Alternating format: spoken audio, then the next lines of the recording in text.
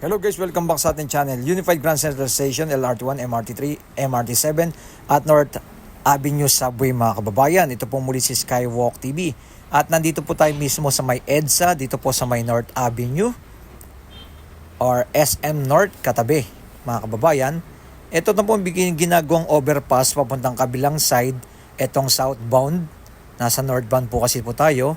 At makikita nyo sa ilalim ng LRT, 1 ay may mga poste ng kinakabit mga kababayan at aasahan natin sa mga hinarap kung anong mangyayari dito sa may pinakailalim ng LRT1. Ito na po yung pinaka last part mismo ginagawa, yung magdudutungan itong LRT1 extension mula dito. Ito po muna yung ating ground shot. Ipapakita po natin yung pinaka view sa baba upang makita niyo. Yan po yung dugtungan na na hanggang ngayon ay ating inaabangan na kung kailan matatapos tong etong LRT1 extension kasi napakalaking halaga or napakaganda pag ito'y matapos na mga kababayan dahil magkoconnect na po mismo itong LRT1 extension dito sa may MRT7 and MRT3 at dire-diretso na po yan dyan sa may LRT1.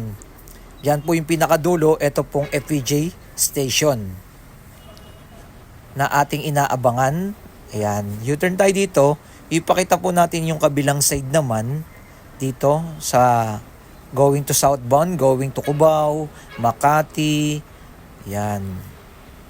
Papuntang SLEX.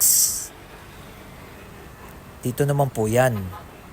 Pakita po natin yung dugtungan naman po dito sa may West Avenue. Dahil napakarami na po ng mga posing na kanilang nailatag ng mga bakal dyan. At soon ay ito'y bubuhusan na lang na ating inaabangan, na ating ipinapakita. Medyo maganda po ang panahon na ating kuha na to. Kaya meron na tayong pinaka-ground shot natin. Yan mga poste naka-ready na sa pinaka-ilalim. Eto, matapos na rin yung dugtungan kabilang side para hindi na mahirapan yung galing dito. Papuntang SM North. Ayan, dito po tayo, kakan tayo. Going po to sa ito yung West Avenue, going to Quiapo. Yan, shortcut to Manila naman po ito mga kababayan. Ito yung aking tinutukoy. Napakarami na po ang mga poste naka-ready dyan. At tuloy-tuloy po yung mga nagtatrabaho po dito. Etong MRT7 naman po. At sana nga po maidugtong po ito soon sa hinaharap. Ay wala pa naman study na maidugtong sana sa may LRT2 naman. Diyan going to Manila. Yan. May station kasi dyan sa LRT2 recto naman po. Ayan. Pag naidugtong na po ito going to Manila, napakaganda po ng pagiging biyahe mula sa San Del Monte, Bulacan at diyan po going to Manila. Kung magkakaroon na po sana ng study. Pero wala pa naman po, hanggang diyan pa lang po mismo dito sa may West Avenue. Pero sa mga hinarap ay malay natin. Kung ito idudugtong na po nila, tuloy-tuloy na lang po mangyayari yan Connect naman po ang mangyayari, ang gustong mangyari nila at mapabilis ang biyahe. At soon, pag natapos ng MRT7, ay umaabot po ng 300,000 to 800,000 passenger araw-araw ang maisasakay nitong MRT7. Ayan naglalakihan na po ng mga poste at solid na lang ng mga bakal ang kanilang kinakabit na natin nakikita. Siyempre, para ito sa mga safety ng mga sasakay dito sa MRT7. Kaya nagkakaroon dito ng moderate traffic kasi nandito po na po yung mga heavy equipment na po ng MRT7. Ayan. Hanggang dito na po sila mismo dyan sa may Shell. Ayan. Nakita po natin marami po nagtatrabaho at tuloy-tuloy yung paghuhukay nila. Nandiyan yung mga bako, yung mga heavy equipment nila. Meron silang heavy equipment dyan na naghuhukay sa ilalim ng lupa. Ng pagkuha ng mga lupa. Ayan po Nakita natin sa bandang unahan. Dito medyo marami-rami na po na ilalatag nila ng mga poste. Ng mga bakal. So yan ay kakabit na nila. Bubuhusan na po nila ng semento yan.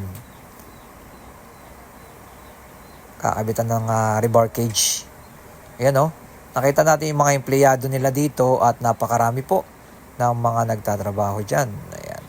Nandiyan din yung MMDA. Ayan At ito, sinicheck na nila. Ayan kinakabit na mismo nila yung bakal dyan. At dito sa bandang una makikita niyo yung heavy equipment nila ng machine nila dyan ng panghukay. Talagang mabilis na po ang kanilang ginagawa dito. Ayan Nandyan yung bako, diretso na mismo, pagkuha ng lupa, lagay na dyan sa truck. Ganun po ang nangyayari. Yan o. Ayan. May mga sample na kasi sila dyan palatandaan. Yan o, mga butas. Yan, hanggang dyan na pala po ang kanilang ginagawa dito sa may Shell, mga kababayan. At ito naman yung ating pinaka-drone shot natin dito. Dito mismo tayo sa may SM North. At ito yung pinaka-drone shot natin. Pakita natin yung iba't ibang view naman mula sa ground shot hanggang drone shot natin. Yung dito sa taas, pakita natin. Ito naman po yung ating kuha. Oh. Ito yung extension, kinakalawang na. Oh. Napakonect na po mismo dyan. No? Dito sa may LRT 1 FPG station. Okay, right side going to Monumento. Itong northbound natin. At papuntang NLEX yan. Itong southbound naman natin. Papuntang Makati, Cubao. Yan. Papuntang NLEX. Ay, Southlet. Papuntang south naman po yan.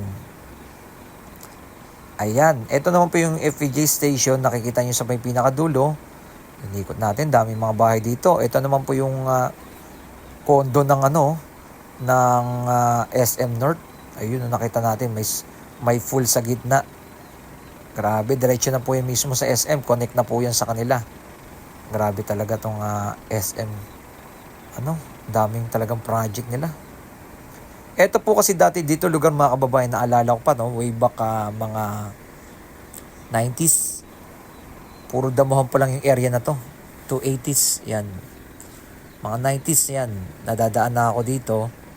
Etong Trinoma, dire-diretso dyan. Wala pa yung mga, mga building na yan. Yan. Puro talahiban yan dati. Pero nakita nyo ngayon, 2024, ang laki na po ng pinaka-progress. Ayan. Dati, dami pong may mga squatter dyan eh. Na-demolish na po eh. Tapos naalala ko po dyan, may mga bilihan dyan ng karne. Diyan mismo dyan sa may Trinoma. Ito talahiban yan eh. Bilihan ng kambingan. Yan, naalala ko yung lugar na yan. At eto naman, ipapakita natin sa inyo. Eto na po yung pose na kanilang ginagawa. Napagtawid mismo dito sa may EDSA. At nakita natin, napakarami po ng mga nagtatrabaho dyan. Ayan no.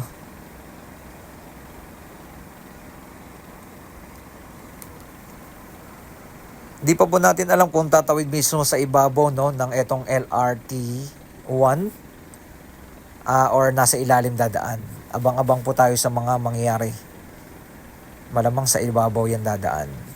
Pero tingnan natin ang kanilang mga gagawin dito. Ito naman po yung MRT 7 na tuloy-tuloy nating ina-update mula dyan sa may San Jose del Monte, Bulacan hanggang dito kukonek po sa may common station na tinatawag or Unified Grand Central Station.